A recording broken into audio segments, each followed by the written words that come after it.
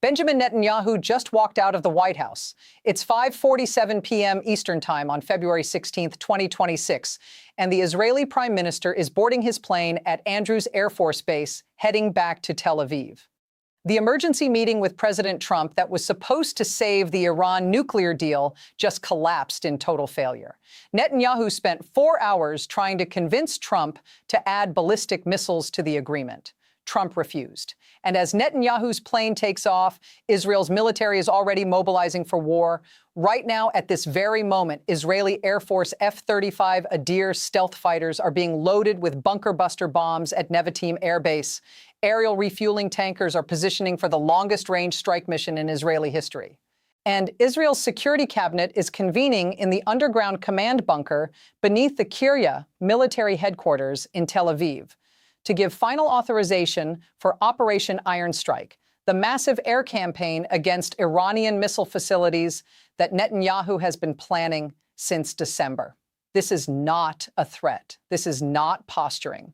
Israeli military sources are telling Haaretz and the Times of Israel that strikes could begin within 12 to 18 hours, potentially as soon as tonight.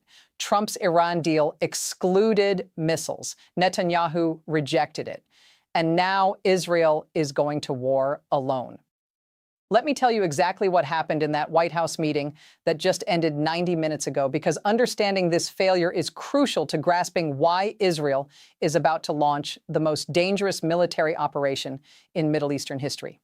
Netanyahu arrived at the White House at 2 p.m. Eastern Time. He brought with him a delegation including Defense Minister Yoav Gallant, IDF Chief of Staff Herzi Halevi, Mossad Director David Barnea, and National Security Advisor Tzachi Hanegbi. This wasn't a diplomatic courtesy call. This was Israel's war cabinet meeting with the American president.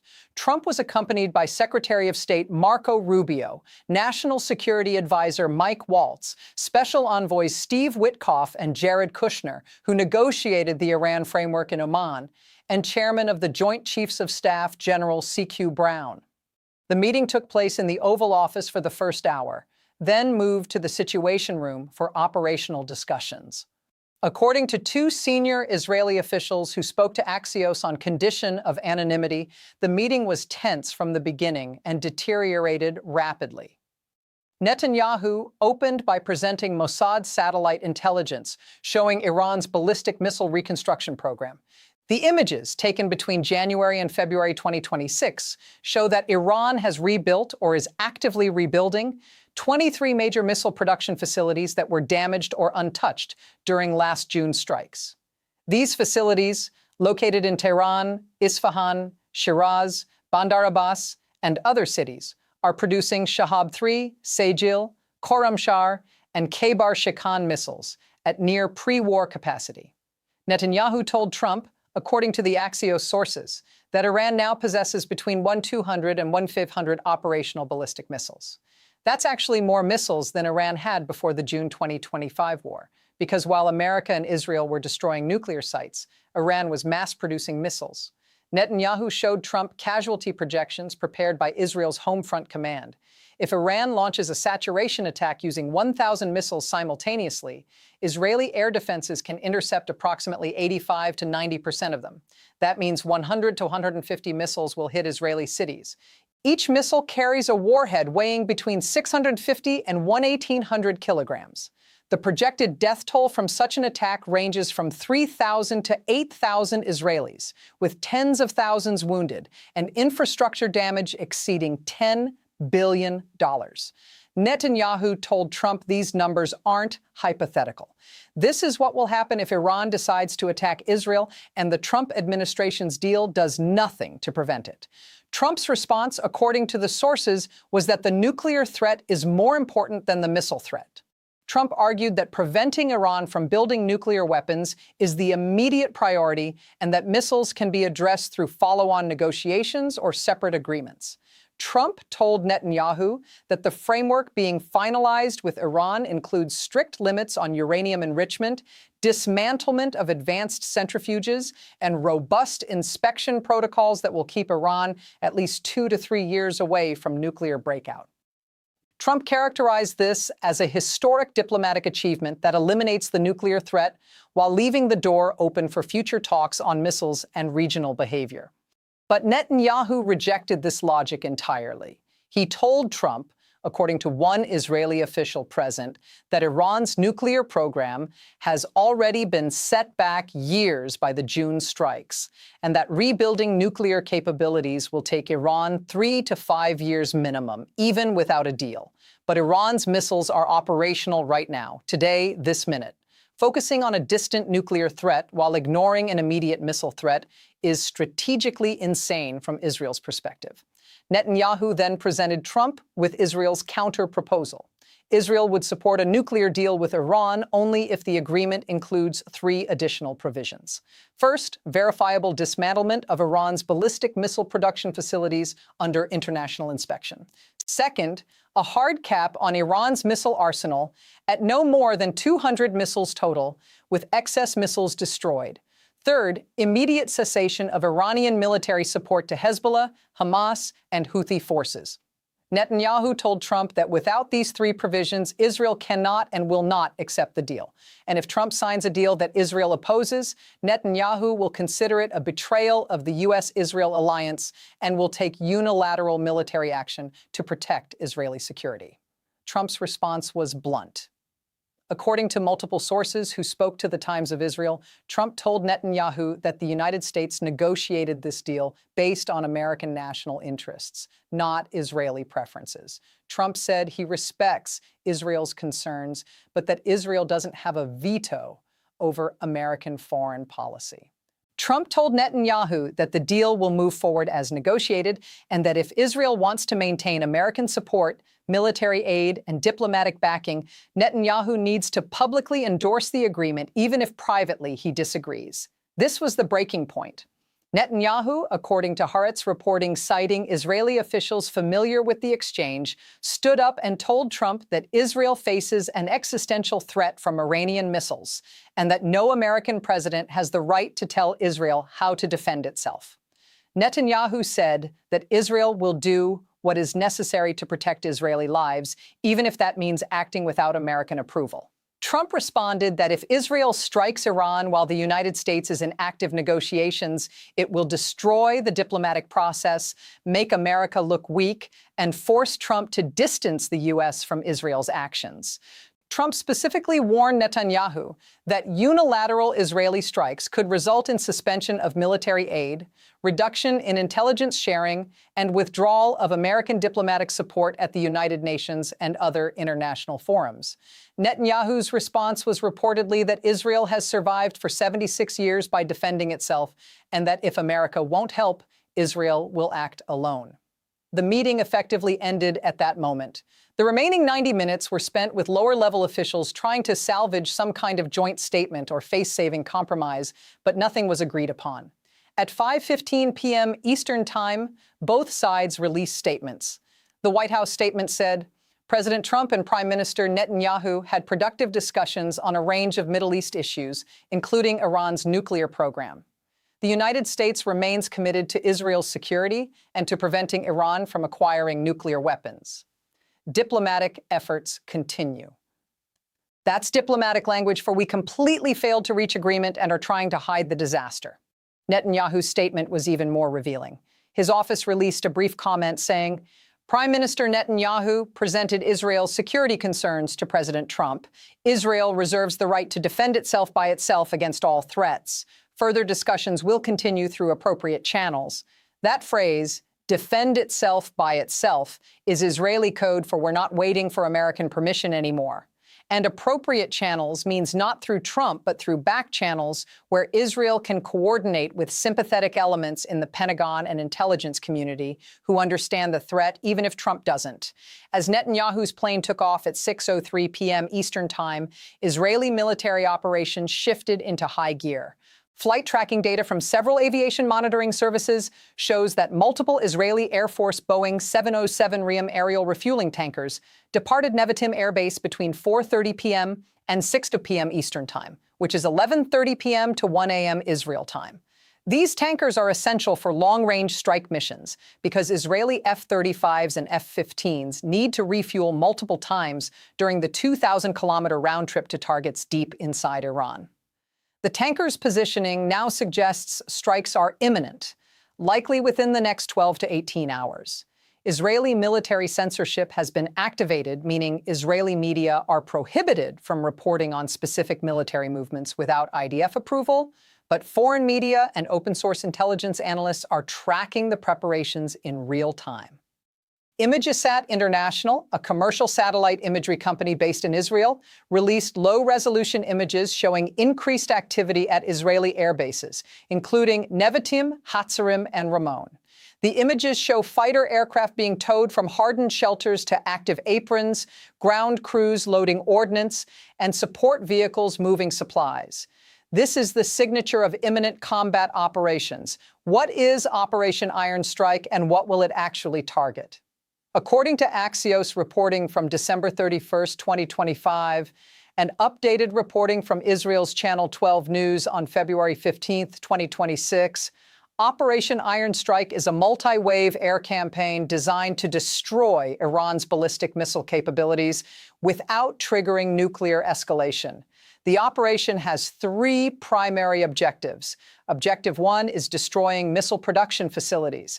Israel has identified 23 major facilities where Iran manufactures missiles, including the Shahid Hemet Industrial Group facilities in Tehran, the Parchin military complex southeast of Tehran, facilities near Isfahan, and plants in Shiraz and Bandar Abbas. These facilities produce missile components, assemble complete missiles, and develop new systems. Destroying them sets Iran's missile program back years. Objective 2 is destroying missile storage depots. Iran stores missiles in hardened underground bunkers scattered across the country to protect them from airstrikes. Israel has identified approximately 40 major storage sites through satellite reconnaissance and human intelligence. Striking these sites requires bunker-buster bombs that can penetrate reinforced concrete to reach the missiles stored below. Objective 3 is destroying mobile missile launchers. Iran uses truck-mounted transporter erector launchers, or TELs, that can move missiles around the country to hide them and launch them from unpredictable locations. Israel estimates Iran has between 150 and 200 mobile launchers. Finding and destroying them requires real-time intelligence and rapid strike capabilities. The operation will use 3 waves of aircraft. The first wave consists of F-35I Adir stealth fighters. Israel operates 39 F-35s, specifically configured for long-range strike missions, with enhanced fuel capacity and Israeli-made electronic warfare systems. The F-35's stealth characteristics allow it to penetrate Iranian air defenses without being detected, at least initially. The first wave will strike high-value targets including command and control centers, air defense radars, and communications nodes to blind Iran's ability to respond to subsequent waves. The second wave consists of F-15I RA-M fighter bombers carrying precision-guided munitions and bunker-buster bombs. Israel operates approximately 25 F-15Is capable of long-range strike missions. These aircraft will hit the hardened facilities and underground storage sites that require heavy, penetrating weapons. The third wave consists of F-16I Sufa fighters providing combat air patrol, suppression of enemy air defenses, and backup strike capabilities. Israel could commit up to 100 aircraft to this operation, making it the largest Israeli air campaign since the 1973 Yom Kippur War. Aerial refueling tankers will support all 3 waves, with each strike aircraft potentially requiring 2 to 3 refueling sessions during the mission. But here's what makes this operation extraordinarily dangerous. Iran will not sit passively while Israel bombs them. Iran has extensive air defense systems, including Russian-made S-300 batteries, Iranian-made Bavar 373 systems, and thousands of anti-aircraft guns and shoulder-fired missiles. Israel expects to lose aircraft during this operation. Pilots will be shot down, captured, or killed, and those losses will be broadcast on Iranian television as propaganda victories. More dangerously, Iran will retaliate against Israel with whatever missile forces survive the initial strikes. If Israel destroys 80% of Iran's missiles in the first hours, that still leaves 200 to 300 missiles available for immediate launch. Iran will fire everything they have left at Israeli cities to maximize casualties and demonstrate that Israel's strike failed to eliminate the threat. Israeli air defenses will intercept most of those missiles, but some will get through. Israeli civilians will die. And that creates political pressure on Netanyahu to escalate further or accept international calls for ceasefire. Most dangerous of all, Iran might activate its regional proxies. Hezbollah in Lebanon possesses an estimated 150,000 rockets and missiles, far more than Israel can possibly intercept if launched simultaneously. If Hezbollah joins the war on Iran's side, Israel faces a two-front conflict where the northern border comes under massive bombardment, while Israeli forces are committed to striking Iran. That's a nightmare scenario that could overwhelm Israel's defenses. Trump's position makes the situation even more complicated. If Israel strikes Iran tonight or tomorrow, Trump will face enormous pressure to either support Israel militarily or condemn Israel publicly. Supporting Israel means sending American forces to help defend Israeli airspace, providing intelligence for targeting and resupplying Israeli ammunition and interceptor missiles after the battle.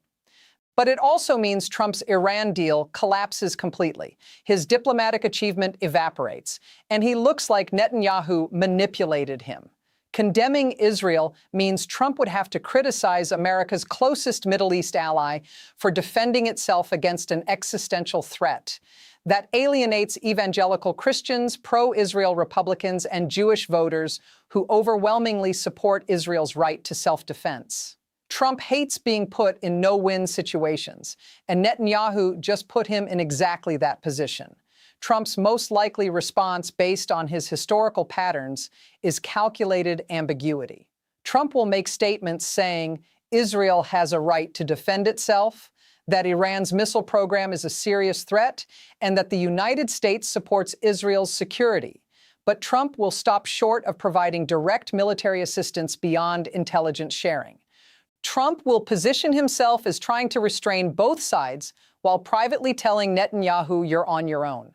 That gives Trump political cover domestically while avoiding direct involvement in a war he doesn't want. So what happens in the next 12 to 24 hours? Here's the most likely scenario based on Israeli military doctrine and current preparations. Israeli strikes begin sometime between midnight and 4 a.m. Israel time, which is 5:02 p.m. to 9:02 p.m. Eastern Time on February 16th. That timing puts the first wave over Iranian targets during the darkest hours when visibility is minimal and defenders are least alert. The operation starts with cyber warfare and electronic attacks, disabling Iranian communications and air defense networks. Then F-35s strike air defense sites, command centers, and early warning radars. 20 minutes later, F-15s begin hitting missile production facilities and storage bunkers. Over the next 4 to 6 hours, Israeli aircraft conduct rolling strikes against dozens of targets across Iran. Iranian air defenses respond. Some Israeli aircraft are hit. Iran scrambles fighters, but Israeli aircraft are already leaving Iranian airspace by the time Iranian jets arrive.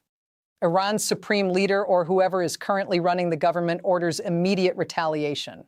Iran fires every surviving missile at Israel, probably between 200 and 400 missiles launched in waves. Israeli air defenses go into maximum alert. Arrow, David Sling, and Iron Dome systems engage incoming missiles. Most are intercepted, but some get through. Missiles hit Tel Aviv, Haifa, Jerusalem. Buildings collapse. Casualties range from dozens to hundreds, depending on where the missiles land and how many penetrate defenses. Within hours, the United Nations Security Council convenes an emergency session. Russia and China condemn Israel. The United States abstains or votes against a ceasefire resolution, protecting Israel diplomatically. But European countries are divided. Some support Israel's right to defend itself. Others condemn the strikes as illegal aggression. Iran demands immediate international intervention and threatens to close the Strait of Hormuz if the attacks continue. Oil prices spiked 25 to 30% in a single day as markets panic about potential supply disruptions. Global stock markets fall 4 to 6% on fears of a regional war. Trump holds a press conference. He says Israel informed the United States of its operation, but that Israel acted independently. Trump says the United States hopes for a quick end to hostilities and calls on both sides to exercise restraint. Trump does not commit American forces to support Israel, but also does not criticize Israel's actions. Netanyahu addresses the Israeli public from the underground command bunker. He says Israel successfully destroyed a significant portion of Iran's missile capabilities and that the operation was necessary to protect Israeli lives.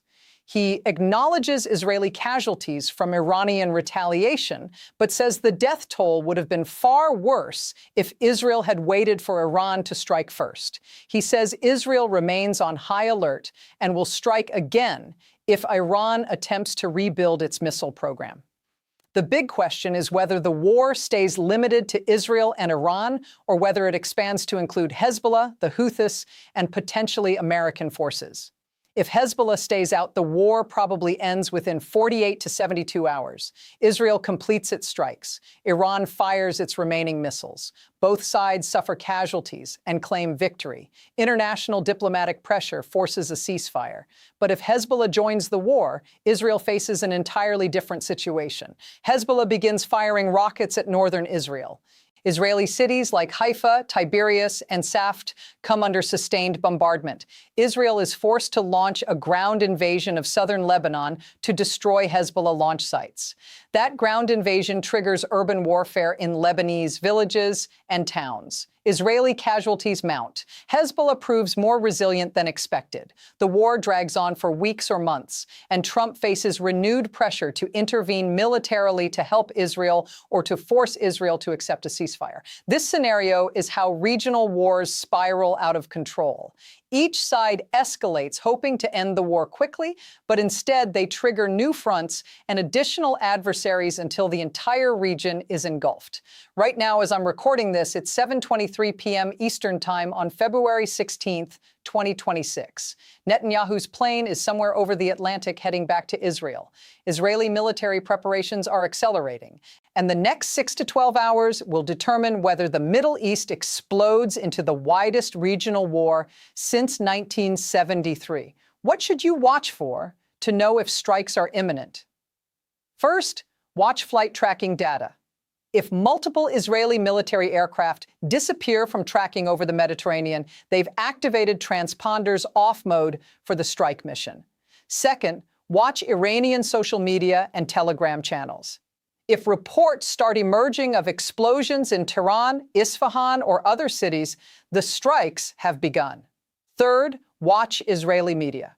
If suddenly all Israeli TV channels start broadcasting only music or reruns and cancel scheduled news programs, that's Israeli military censorship, activating during active operations. Fourth, watch oil prices. If crude spikes dramatically in after-hours trading, traders believe war has started. Fifth, watch Trump's Twitter. If Trump posts anything about Israel or Iran between now and midnight Eastern, it's likely in response to operational developments. Netanyahu rejected Trump's Iran deal. Israel is striking alone. F-35s are deployed. War could begin tonight. This is the most dangerous moment in Middle Eastern security in decades.